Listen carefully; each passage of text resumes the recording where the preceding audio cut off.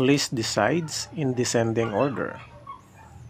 So pag sinabing descending order, from longest to shortest. So yung longest natin dito sa triangle ABC is 8. So yung longest ay side AB. So ito. So from descending order tayo. And then the second one is side BC kasi 6 yung second to 8. So side AB is greater than BC. And then side BC is greater than AC. So ayan, so yung AB may measure na 8. Yung BC ang measure niya ay 6. And then yung AC ang length niya ay 4.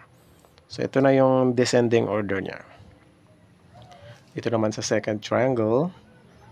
So yung longest natin ay XY, side XY. Because its length is 16.